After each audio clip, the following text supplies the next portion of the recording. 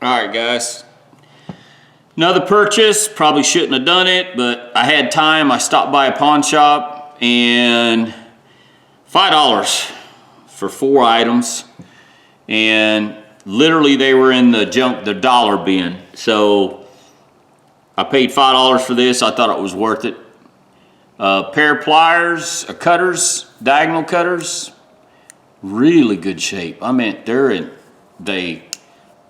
there's nothing really wrong with them. The only thing I didn't see was a name, but you know, that looks like a bell. Huh.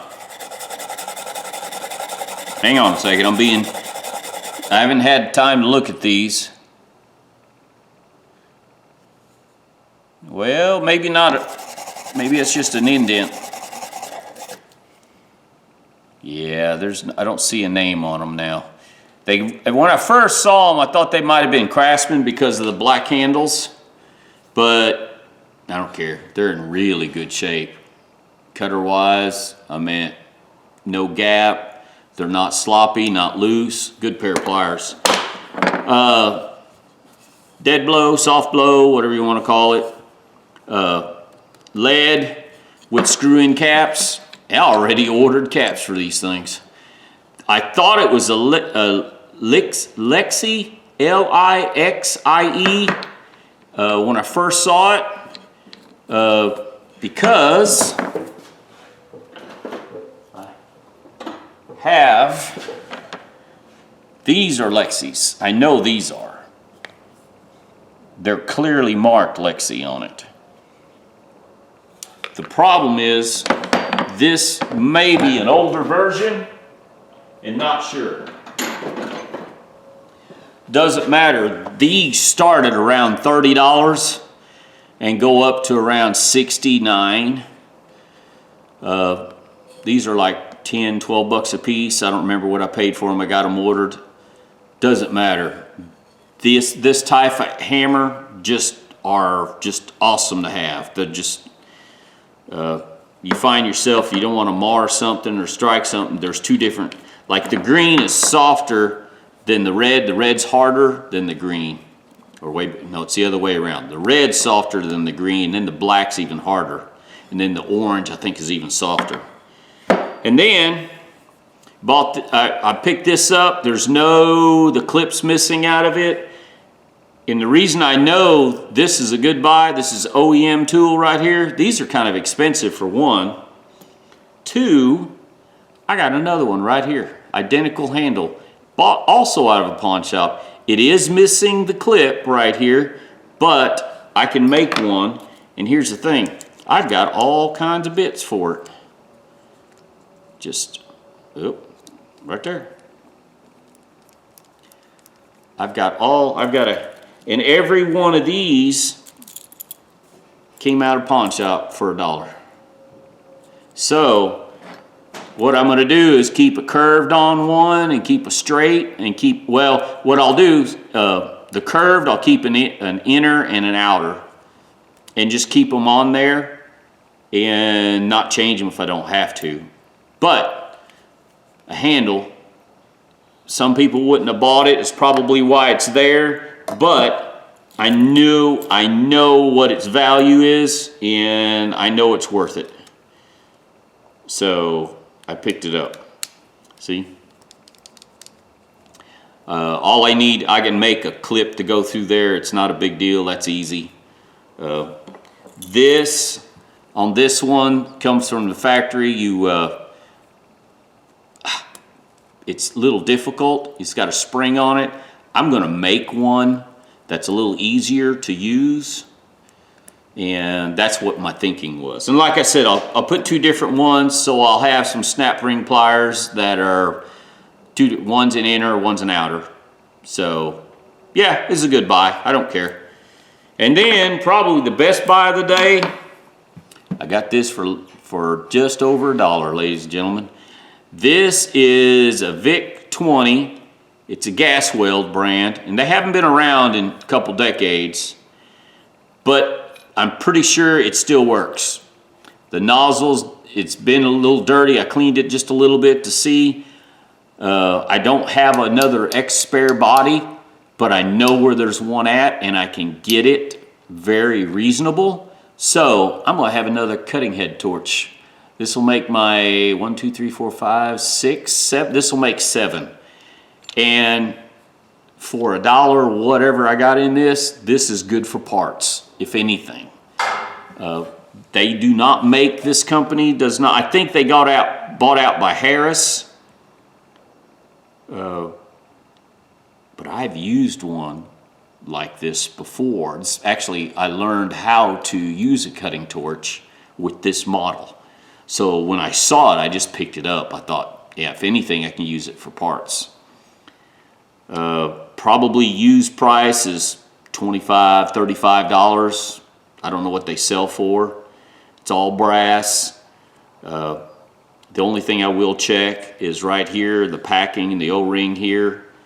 I'm not sure if it has an O-ring on this one.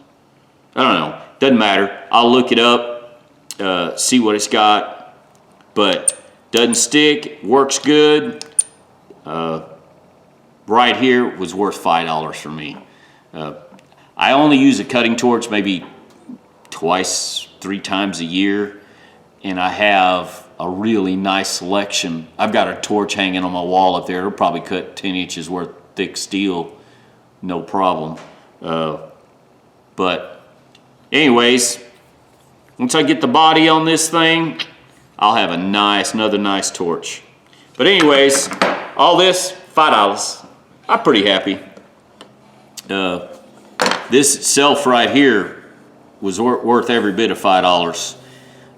Even with the new ends, I'm gonna reset the handle, clean the handle up real good, put the new heads on it. This will make a good one. And I might take this one to work. I've got another one at work, but it doesn't have the 2 different size heads on it. I don't need another one at the house, but anyways, all right, ladies and gentlemen, like I said, if you get time, make a little, leave the house early, stop by a pawn shop, just walk in and see what they got. I just happened to walk in, and some of these pawn shops have $1 bin, $2 bin, $5 bin. They just throw junk in there. And, if you make a pile, say, what do you want for it? Usually, if I've never been there before, I'll negotiate. But the ones that I've been before, I don't beat them up, because normally if I've been there, they know me. I make a point of introducing myself, and most of the time, probably 90% of the time, they're cordial and want to talk to you, because they're dealing with, most people they're dealing with, they would rather, if you're a polite, nice individual, they would rather talk to you than some of their customers they deal with. Let's put it that way. Anyways, try to deal with them. I mean, I just put this on the counter and she said $5. I wasn't going to argue, wasn't going to question it. Like I said, this right here is worth $5 all day long. This right here I know is worth $5. Just in scrap value for that matter. But parts alone right here is probably $30. So, take your time, stop by, visit them, go by some of these antique stores and thrift stores. Now, some of them, their prices are non-negotiable. There's a couple here in town, I don't even know how they stay open. But there's 1 or 2 of them here in town that will deal with you. They'll make a deals on it. There's a company here in town does estate sales. I know the lady owns it and runs it.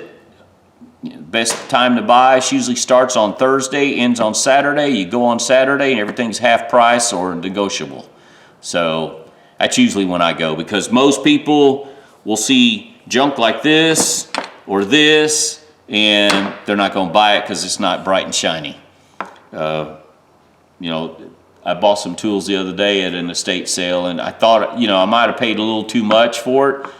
But from the prices that I've seen lately that's been coming up at thrift stores and estate sales, prices are getting high.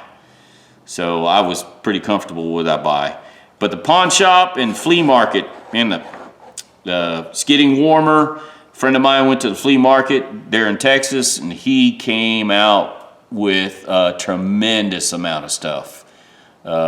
Just tremendous. He came back with literally a tote, a 3-foot tote full of stuff, and odds and ends, tools, you name it. It was everything for his shop. He actually bought. That's another thing. Keep an eye out for belts, sanding discs, things like that. I bet he bought 200 sanding discs, all different grits, different sizes. That he said he paid $40 for, and I bet you he's probably got $1,000 worth of sanding discs. But anyways, ladies and gentlemen, keep an eye out for this stuff. Make some friends, get out there, negotiate some prices, and you'll be surprised what you find. They're out there. It is out there, and the cost of this stuff new is outrageous now. Like I said, this right here, Lixie, is $66, $69, something like that, for an inch and 1.5 inch. These things are getting expensive. All right, guys, y'all have a good day.